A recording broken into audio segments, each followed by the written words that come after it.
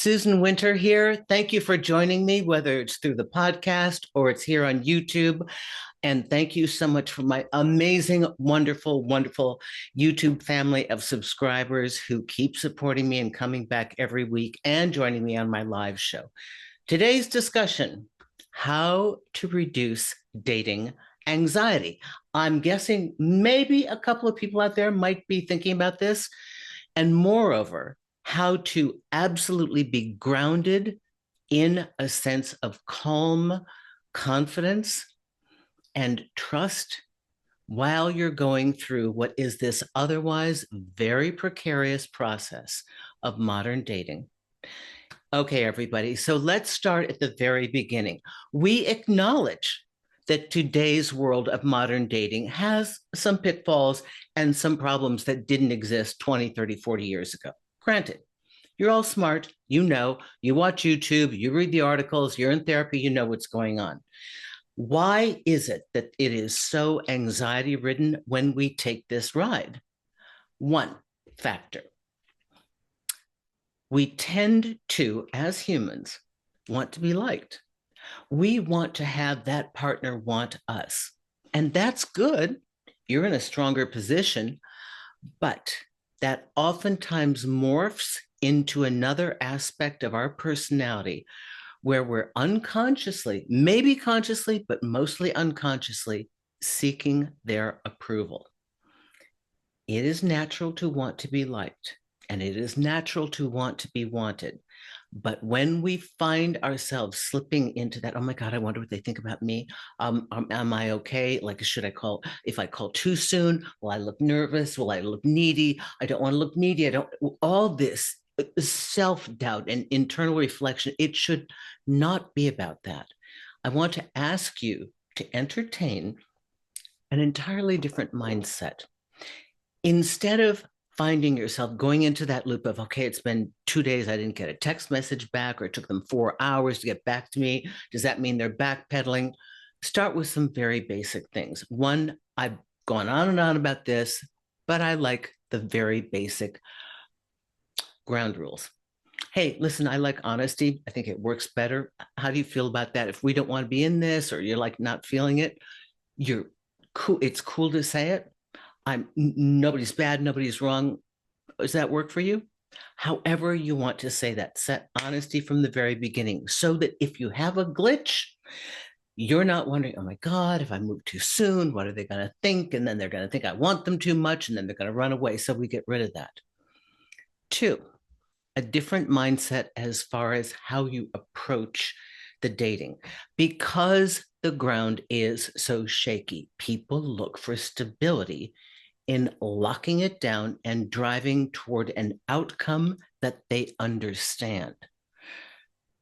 While this appears to be good, and yes, we want somebody who wants what we want, these are the beginning profile, informational things, and these are the beginning discussions.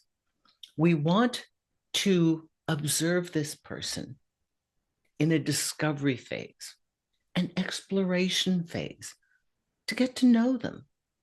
Wonder, curiosity, more of a leaning back without needing to drive an outcome, without needing to make this person the one, your selection, the last option. I've got to have a date for, I don't know, the holidays, whatever. Releasing all of that and having a much more relaxed attitude of lightness. You still know what you want. See, here's that very tricky distinction.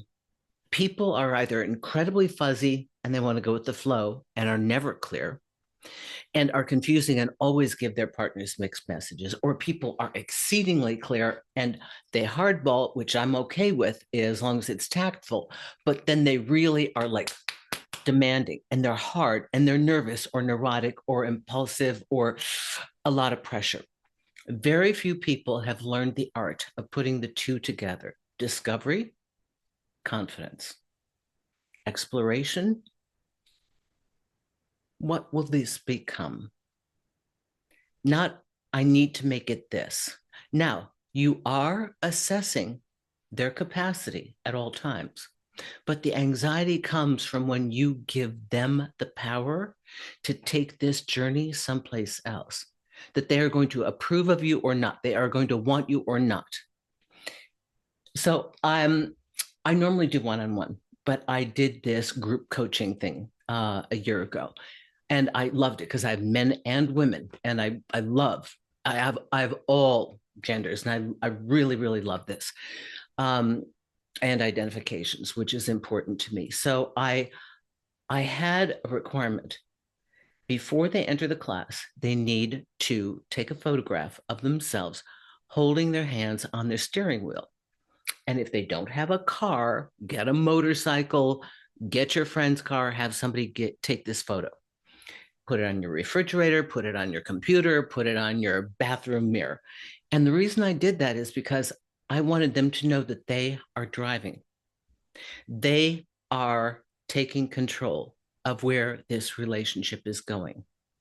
Because so many times in the first date and the excitement, we start to get swept up in, oh my gosh, I want them to want me. Oh my gosh, I'm seeing things I like. And we start to lose our footing.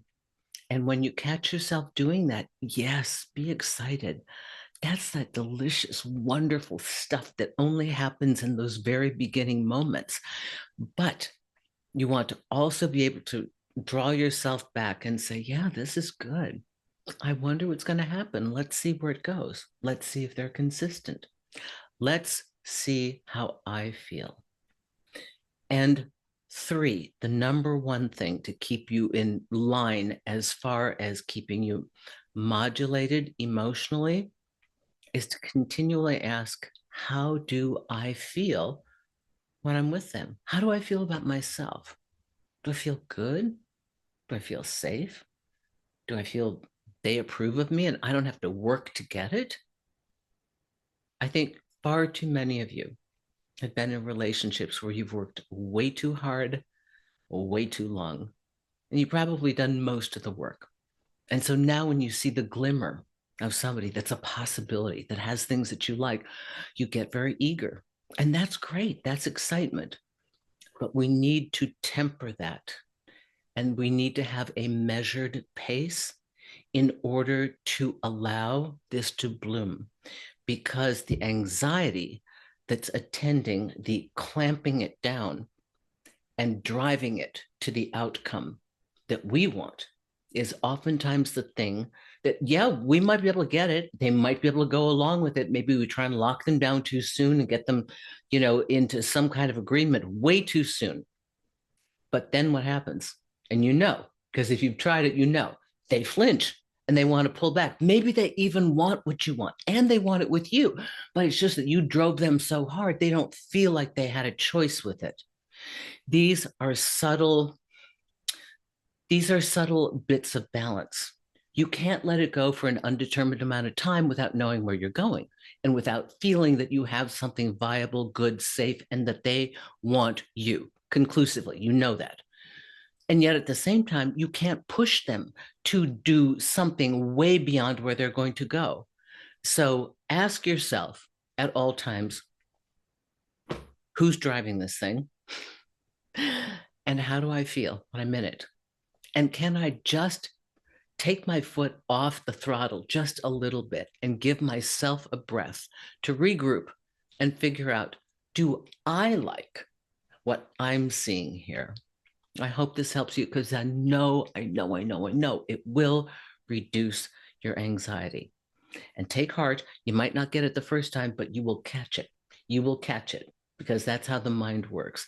If you want to work with me, it's susanwinter.net. Check out my consultation page and try and get signed up to my newsletter. I don't sell it. I don't distribute it to people, stuff like that. I barely write it, but once a month I let you know what's going on. But I travel the world and I visit different countries, and I always try to see my clients when I'm there.